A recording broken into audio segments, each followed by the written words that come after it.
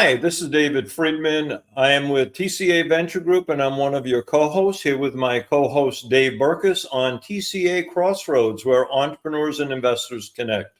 How are you, Dave? I'm doing great, David. I'm glad to see you, and we have some really good information to share today. This is going to be a good day.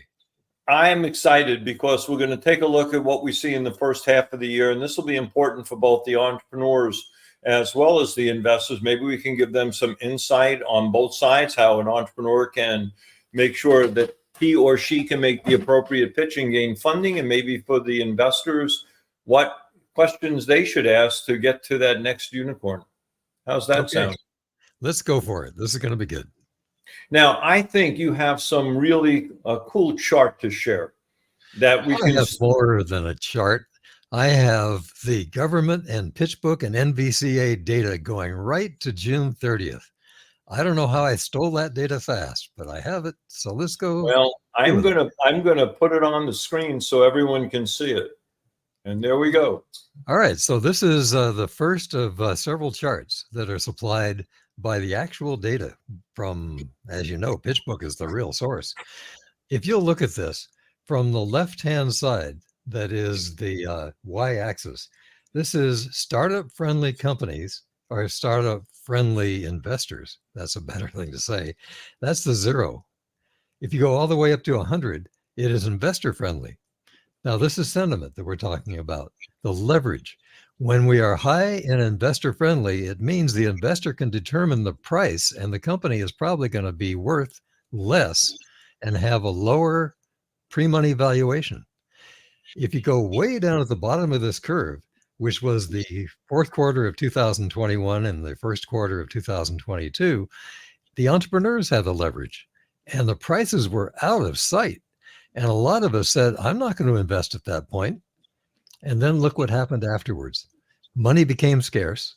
Investors found that they could put their money elsewhere and it'd be much more liquid, 5% bank accounts, for example. And so suddenly the entrepreneurs were having a hard time, first of all, getting high valuation, and second of all, getting the money. So I'm looking at this chart, and I remember the time during COVID when money seemed to be very fluid and very fast. And even with the high valuations, we seem at TCA, for example, having some of the best investing years that we've ever had. We invested nearly, in one of the years, about $20 million in about 55, 60 companies or more. But now I'm hearing from my colleagues that, well, we want to see the values come down. We're a little more hesitant. Why do people have this risk right now, this risk aversion to invest? Hey, Dave, this is a really interesting chart because I remember back in the COVID era where the valuations got a little abominable. They were really, really high. Right. And yet we had money chasing those high valuations. People seemed to be fresh with capital or had nothing else to do during getting sequestered during COVID. And we in TCA had probably our best year with nearly $20 million in investments in something around 55 companies. And now we're seeing today, again, this is a TCA perspective. We're seeing the valuations, even though it's come down, not coming down to the point where it's making investors excited about investing. So we're seeing really a slowdown in some of the investments today. We've seen a slowdown in some of the investments in our fund. So I'm wondering what your thoughts are, or what other things that the PitchBook report has to say about what's going on. I'm going to be able to show you that. And this chart we've just seen kind of says this. It's the sentiment that shows the investors have, at this point, the leverage. And that's beginning to mean the lower valuations are going to interest the investors. If you're asking me where we're going with this, because here it is right through the end of the second quarter, I think what will happen is 2 more quarters. The beginning of 2025 is going to see a kind of a massive freeing of money, kind of like the dam is going to break. And it's because I think the Fed is going to forecast a reduction we've already seen that there's a reduction in the amount of, for example, the price of things. There is more money that is sitting on the sidelines. when all the dam breaks, you're going to have much more money coming into the venture world and the angel world. And in my opinion, what that means is the prices will go back up again. That's not good, but the money will chase it. And that is what we do. And I'm telling people it's the beginning of 2025 when it happens.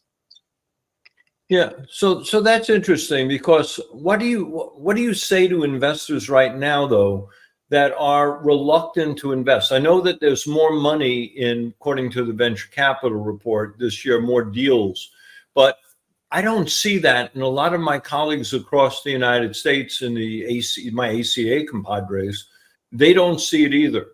So where are we missing something? Is it in the angel world, or is it in the venture capital world where we're seeing more growth? So I look for that, and I tried to find exactly that. And we're going to get now some more reports that tell us that. Let's go by way of the way the report is asking us, and that is first exits. If you look at the multiples that we used to get in 2021, I had some great exits, and the multiples were really high. Look at that, 20x. This is for SaaS companies, I'm sure, but that was unbelievable. Look where we are now. We are multiples that are more like the average, which is about 5 or 6x. And this is revenues. And that is where you are for SaaS companies today. So if you had a SaaS company, even one that was growing, would you sell it today when you knew that the multiples have a chance of going back up again soon? And the answer is probably no. So there's the exit side of the equation. Okay. Next thing to look at is in the number of deals and dollars. So look at the number of deals that, again, the fourth quarter of 2021, the peak.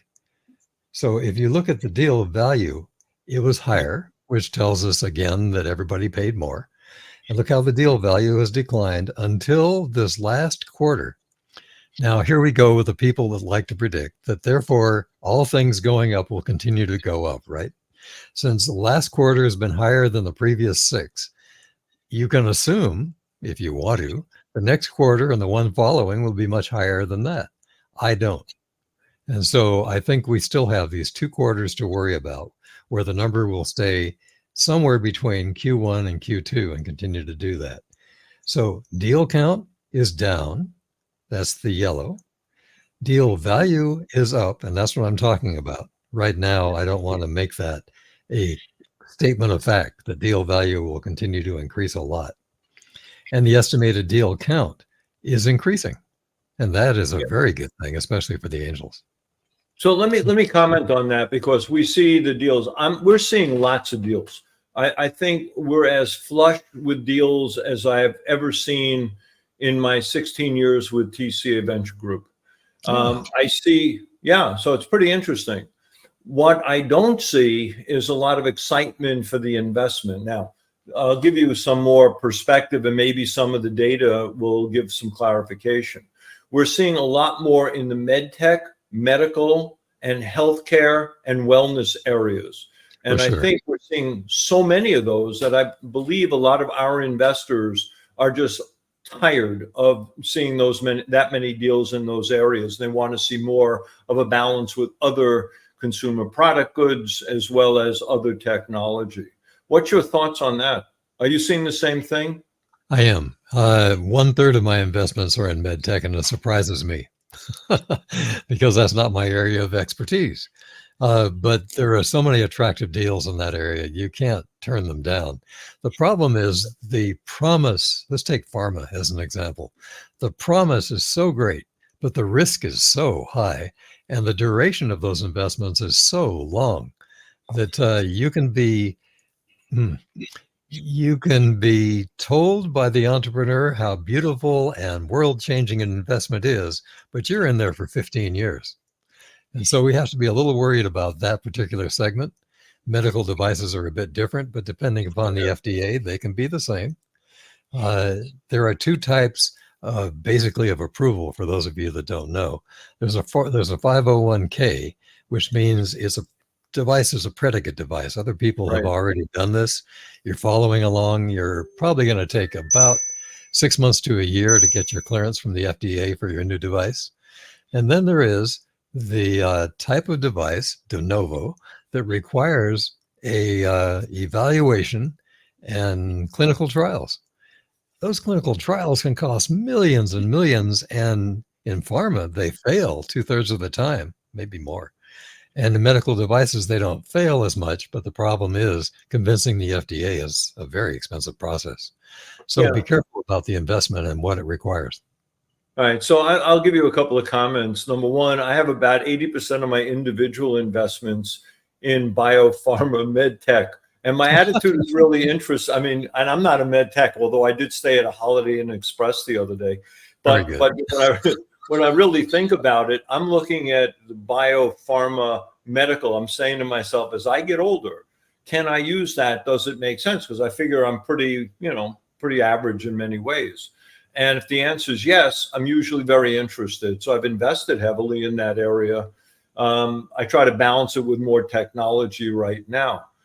Nevertheless, the other component that I think through, at least me, I have a different risk profile than many other people. As you know, I've invested heavily in the funds early on and complement that investment with sidecar investments. That was not the de rigueur years ago, but it is seemingly the way we're doing things today because most of us have funds. That's right. Now, with that in mind, I also recommend and try to explain to new angel investors that you kind of don't want to see an investment return in 4 years and 364 days. You want 5 years and 1 day to get that 1202 exemption on federal income tax. And depending on the state you live in, you can also buffer state income taxes. So those are a couple of things that I look at. And finally, I look at the way I'm managing my portfolio, which is probably the same as many of the other angels that I know. This is a portion of my overall portfolio.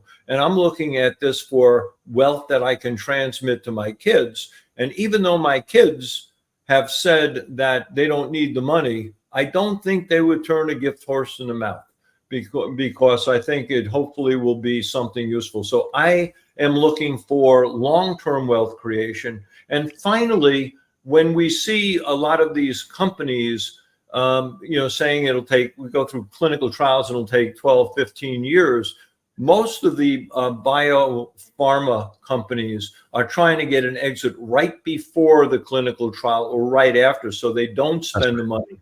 That's where the exit occurs. So those are that's some clarification or putting, some more boundaries on that box. Do you agree? There are 3 phases of clinical trial.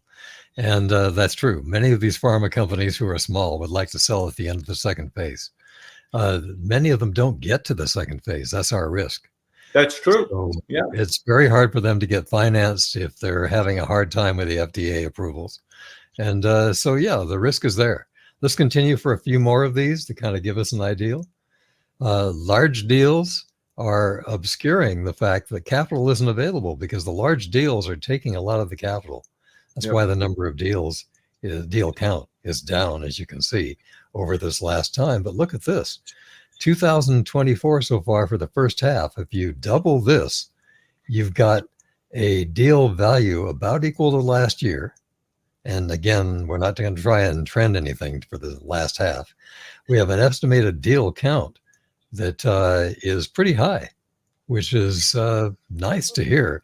But the value of those deals is not that high. So again, I'm saying first quarter 2025, and this chart kind of helps to say the same. So here's another chart. This one is the highest early stage deal count since the first quarter of 2022. It just says what we have been saying before. So here is 2022. There's your deal count in yellow. And here is the deal value. So the fourth quarter of 2021, I had some great exits, and I'm very happy with that. And there were great investments because when you have exits, you want to put that money back to work. So now look where we are. We went way down, and suddenly deal value went way up in the second quarter of 2024. The deal value, however, did not go up. How about that? So I said valuations were lower. Here's the proof. And then we talk about the number of deals, estimated deal count, which has gone up. So more deals have been sold More deals have been invested at lower prices in both cases. That's what we get out of this chart. And look at this, it's as of June 30th, 2024. All right, pre-seed and seed deals are getting larger. And you and I know this. Yeah. So friends and family money is still in there, but talk about what we are financing right now. And you look at this chart and you see as a percentage of others, the deals between 1 and 5 million, which are a little above us, have increased dramatically. If you look at the small ones here, which are the ones under 500,000, they've decreased a bit, as we've talked again about where we are, and the 500,000 to a million where we play has decreased a bit as well. So the deals are getting larger, taking away some of the money that we would have spent. Wow. So it's interesting on that one. We've seen a few deals come in at 500,000, and that's normally where we do play, as you point out. Mm-hmm. One of the things that we're concerned about, and we've seen this in the past, I'm sure you have, is that entrepreneurs run out of capital. So sometimes we actually tell the entrepreneur, you're asking for too little money. We may keep the valuation the same, but you're asking for too little because we're concerned about their ability to use the money wisely to get into that growth objective. We may be helping to show or to tell the entrepreneurs, you may want to rethink about your funding strategy in the first round and how that impacts your successive funding strategies too.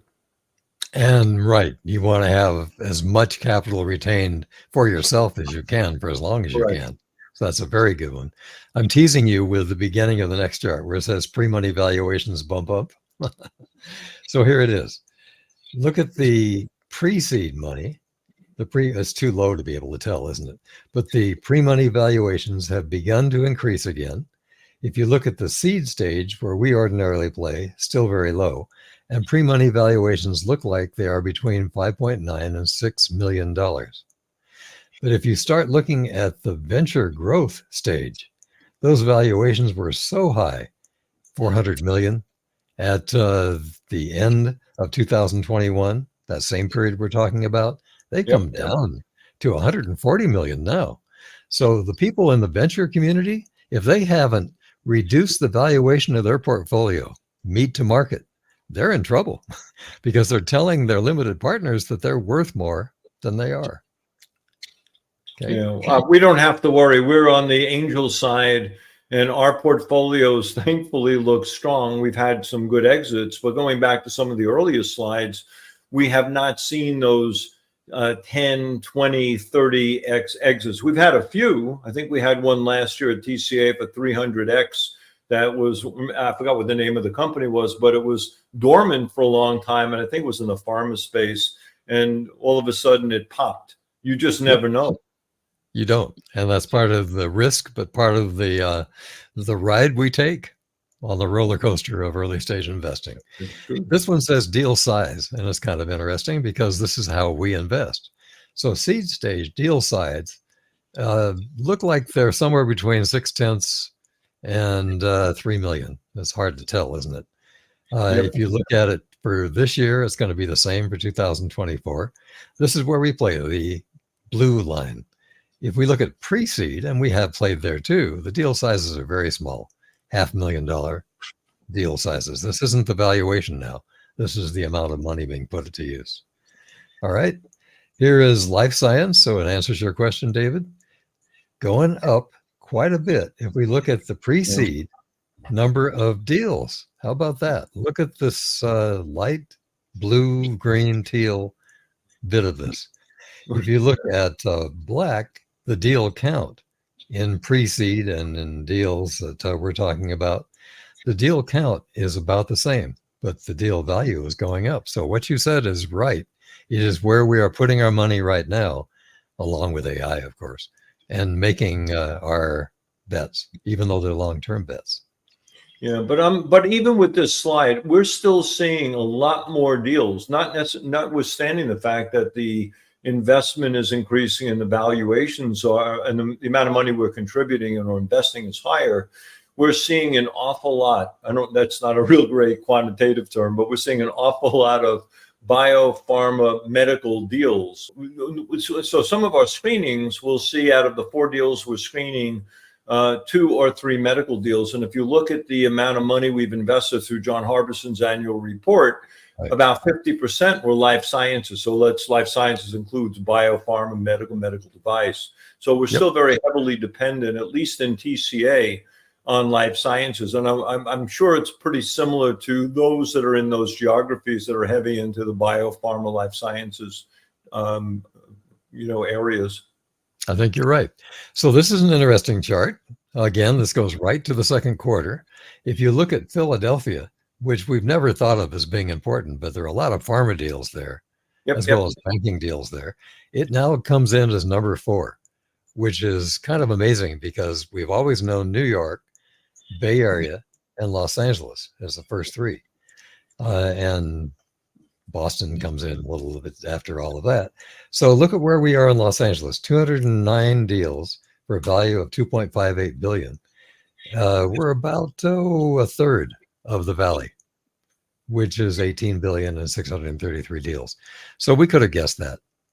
But if we go over here and look at pre-seed percentages of the deals, you'll find that pre-seed is still getting an awful lot of the percentage of the deals, as well as early stage. We are being exposed to a lot of deals, as David said a few moments ago. Okay, and by sector, I think we've covered this pretty well. The things that we can talk about here are generative AI had peaked at the end of 2021 when we began to see the beginnings of all of this. Is still very high and will continue to be very high as well. Right. At all levels, venture and early stage and pre-seed. We always want to talk about female deals. They were unbelievably high again at the same time as everything else was. They have come down at the same extent, to the same extent that male-led deals have come down as well. So be aware that all female deal value has still surpassed 2 billion in this last half year, I'm sorry. But it still is less than male-led deals, as we might guess. Corporate activity, which means corporate buying of companies, is down. Here we are again, but it doesn't look like it's turning back up again. And that's one that would worry me a bit. Yeah, because we expect the corporate VCs to pluck some of our companies out of their current state and invest in them and take them over and in the M&A market. Yep. And it's because the interest rates went up, as I know well, because some of the deals that I was in the middle of that fell through came because the buyers couldn't get the financing at the price they wanted. They weren't able to buy our companies cheaply enough. And this tells that story. Do we ever want to talk about venture debt? Probably for a separate episode, because I think venture debt and the different kind of, there's venture debt, safe notes, preferred, convertibles. I think that would be a good one when we talk about different types of investment vehicles. But what I'd rather do in the few minutes we have is just talk in general of what we're seeing in the markets right now, what we're seeing with angels, what we're seeing in the VC market. And are you seeing the VCs spending more time in the lower end or the earlier stage businesses? Are they trying to get in early, or are they waiting and trying to de-risk it more? What do you see, Dave? I've seen the entire industry move upscale. And what that means is the VCs have gone upscale by raising bigger funds back in 2021. They have not deployed them. They have so much in the way of capital on the sideline right now. And that's, again, first quarter of 25 when I think the dam will break. But the VCs have, they can't deploy to small deals with all the capital they've raised. These $100 and $200 and $300 million funds, I've heard of the $1 billion funds, and then things like SoftBank, the multi-billion-dollar funds. Yeah. They have to be investing in businesses that are doing more than 100 million and worth more than 300 million. And they're putting in $25 to $50 million on a bet. We have moved up. If you look at the average investment that we used to make, we're now at about 450 or 500,000. We used to make tiny bets, or early on in TCA when I first was there, we would make $1 million bet, at a $3 million or $4 million pre-money valuation. We would own 25% of the company, which was the benchmark at that time. All of this has changed. And it is a question of everybody moving upscale. Friends and family have become more important because we've become more picky. Yep. And Yep. as we become more picky, we are making fewer investments at the lower end, idea stage, and more investments after somebody's proven something in early revenue. All right. So let's stay on that point and let's try to wrap it. What are some of the points that you see for entrepreneurs? What should they do right now, given the fact that values have come down, given the fact that money is a little scarcer? What would you suggest for the entrepreneurs? We've had a couple on our podcast and we've given them advice. They've given some of their colleagues advice. What would you say would be the 2 or 3 things that an entrepreneur should do in trying to get capital from an angel group? Yeah, be aware that you have a 2.5 or 3% chance of being funded. That may be shocking to an entrepreneur, but we need to set expectations. And when it turns out that you have an idea and you're coming in with just an idea, you're probably not going to get beyond pre-screen.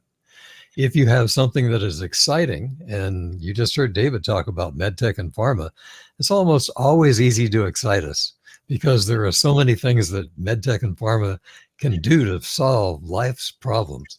Correct. The same will be true with sustainability when we begin to focus on that. Is already true with AI. Those will get through. They'll get through the pre-screening process, and they have a better chance to be a bigger part of that 2.5% that I just described. So if you have a business that is retail, for example, or a service that doesn't scale, for another example, your likelihood of getting funding at the early stage is almost nil. So make it a lifestyle business at first, get friends and family funding, prove that you have revenue and can scale even to a small degree, and then come back and make your application for the kind of funding that we offer. So I'll just summarize. Make sure you have a very good business plan. Make sure you have a good business model, good financials.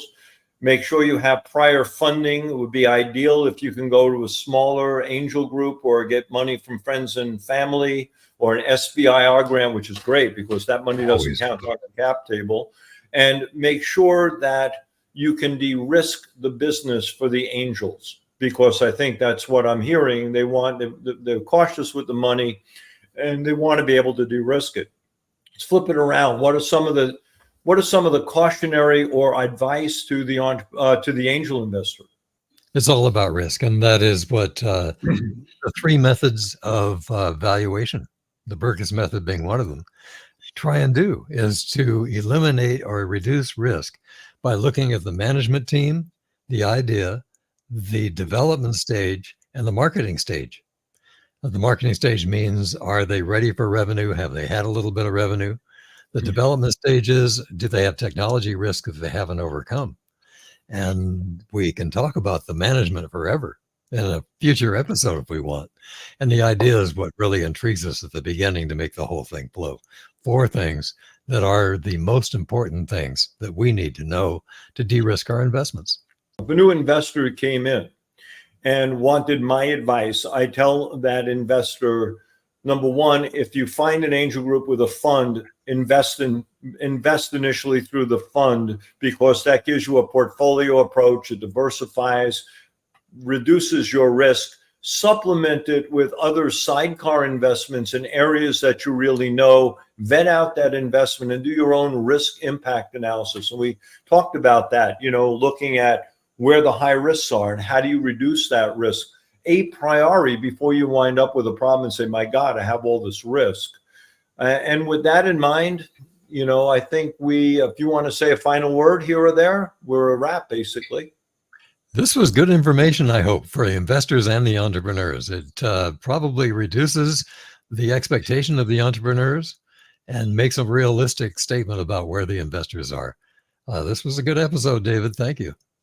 Yeah, I think this was great. We did this one off the cuff. We just decided, because we're sitting in the middle of the year, to see what's going on. So, I kind of enjoy these off the cuff conversations. I mean, we pulled up something, obviously we didn't prepare the chart. You took it from, PitchBook, and people can get these charts through PitchBook or the National Venture Capital Association. And I highly think you should read them if you're an entrepreneur, and you should read them if you're an investor. May give you some ideas. And with that, my friend, we're a wrap. Have a great day. And we'll look forward to seeing you on the next episode of TCA Crossroads, where entrepreneurs and investors connect.